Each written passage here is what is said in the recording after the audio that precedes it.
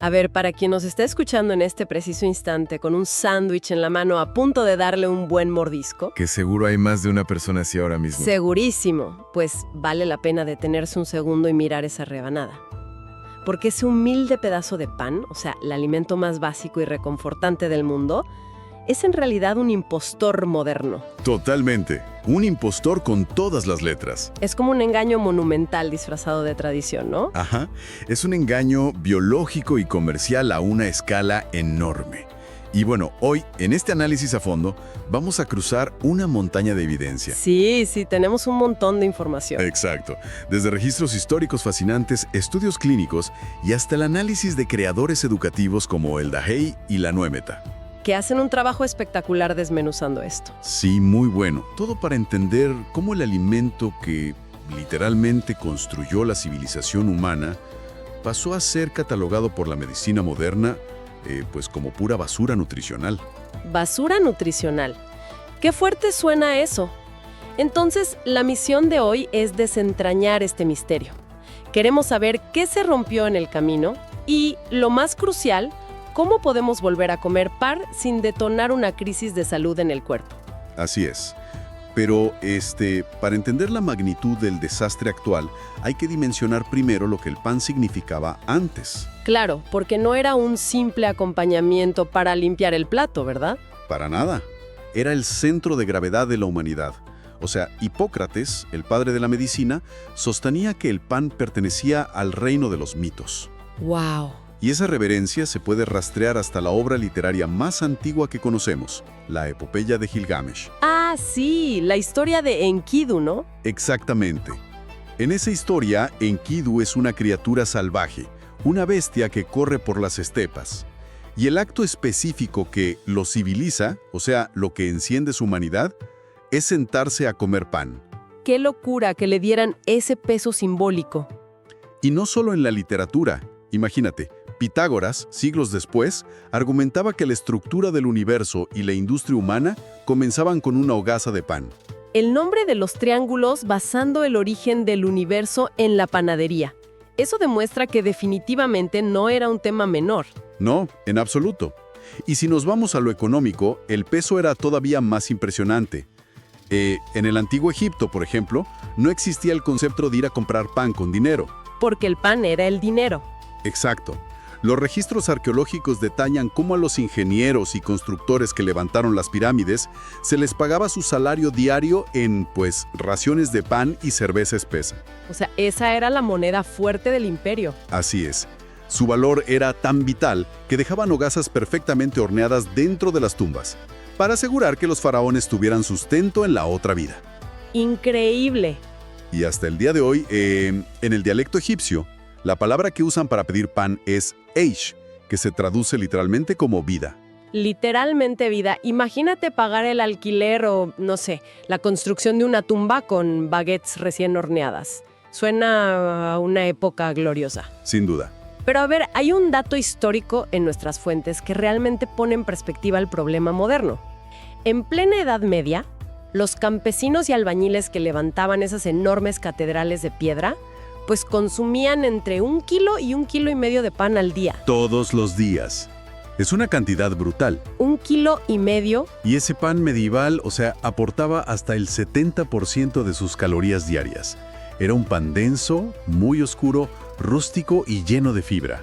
Y la población consumía esas cantidades colosales sin sufrir, la epidemia de sensibilidad al gluten que vemos hoy. Cero alergias, cero inflamación crónica, ninguna niebla mental. Esa misma niebla que hoy incapacita a millones de personas después de comerse, un simple sándwich. Claro. Su sistema digestivo extraía energía pura de esa dieta. Entonces, aquí hay una paradoja biológica que como que no encaja. A ver. Si un constructor de catedrales podía comer 1 kilo diario sin inflarse como un globo ni colapsar de fatiga, ¿por qué hoy un pan del supermercado nos hace sentir tan pesados y enfermos? Es la gran pregunta. Porque la evolución del estómago humano no ocurre en un par de siglos. No es que nuestros sistemas digestivos se volvieran frágiles de la noche a la mañana. Exacto. Algo drástico tuvo que haberle pasado al trigo, ¿no? Y le pasó. El gran punto de quiebre ocurrió a mediados del siglo XX con la famosa Revolución Verde. Ah, sí, después de la Segunda Guerra Mundial. Justamente, la explosión demográfica generó un miedo muy real a hambrunas globales, sobre todo en regiones como India y Pakistán. Entonces, un científico agrícola llamado Norman Borlaug decidió intervenir la naturaleza para evitar este colapso. Creando el famoso supertrigo. Exacto. Lideró la creación de este supertrigo. Pero, eso genera un poco de confusión porque Borlaug ganó un premio Nobel de la Paz por esa revolución verde. Así es. O sea, en las clases de historia nos enseñan que sus descubrimientos salvaron a 1.000 millones de personas de morir de hambre. ¿Cómo es que el creador de un trigo milagroso termina siendo el arquitecto de una crisis de salud moderna? Pues porque la intención de Borlaug era puramente de rendimiento cuantitativo, no nutricional. Él necesitaba una planta de trigo que produjera una cantidad masiva de granos por metro cuadrado. O sea, volumen sobre calidad. Totalmente. El problema físico del trigo antiguo es que si lo haces producir demasiados granos, el tallo es alto y delgado y se quiebra bajo el peso antes de la cosecha. Y se arruina el cultivo entero. Ajá. Así que Borlaug cruzó múltiples variedades para crear un trigo híbrido enano, un tallo corto y muy grueso que pudiera soportar un peso enorme y que fuera perfectamente uniforme para las máquinas cosechadoras. Ya veo, se priorizó la logística mecánica sobre la biología humana. Diseñaron una planta para sobrevivir a la maquinaria, no para nutrirnos. Y la verdadera tragedia biológica ocurrió a nivel genético durante esa hibridación. El trigo antiguo, ese grano humilde de la Edad Media, tenía una estructura genética muy simple. Operaba con solo 14 cromosomas o a veces 28. 14 cromosomas. ¿Y el moderno? El trigo moderno, este supertrigo que domina el mercado global, es una quimera genética de 42 cromosomas. 42. ¡Wow! O sea, ¿multiplicamos la complejidad del código fuente de la planta? Literalmente. Es como intentar instalar un software de edición de video de última generación en una computadora de los años 80. El disco duro simplemente colapsa porque no reconoce el código. Esa es la analogía perfecta. Cuando ese trigo supercomplejo llega al estómago, el sistema digestivo humano busca las enzimas para procesarlo, mira ese código de 42 cromosomas y no reconoce el material. No sabe qué hacer con él. Exacto. Y esa complejidad introdujo nuevas secuencias de proteínas dentro del espectro del gluten, proteínas que el sistema inmunológico humano jamás había encontrado en miles de años de evolución. Y por lo que dicen nuestras fuentes, esto es solo la punta del iceberg. Apenas el comienzo. Porque tener un grano mutante es una cosa, pero la industria también desmanteló por completo el proceso milenario de hacer pan. Lo adaptaron 100% a la rentabilidad de los estantes de los supermercados. Y los ingredientes que le añaden ahora, parecen sacados de una refinería química. O sea, si uno lee la etiqueta de un pan de molde comercial, encuentra cosas con nombres impronunciables. Acondicionadores de masa, conservantes sintéticos. Sí, y hay un químico en particular, la azodicarbonamida, que, no es broma, literalmente se utiliza en la fabricación de alfombras de yoga y suelas de zapatos de goma. Así es. ¿Cómo justifica la industria alimentaria meter un químico de caucho en una masa de pan? Pues se usa como agente blanqueador y para acondicionar la masa rapidísimo en las fábricas. Inmensas máquinas estiran toneladas de mezcla a alta velocidad. Si la masa no es súper elástica, se desgarra y detiene la línea de producción. Y el tiempo es dinero. Claro. Estos químicos le dan a la masa una resistencia artificial. Pensemos que el pan tradicional llevaba 3 cosas: harina, agua y sal.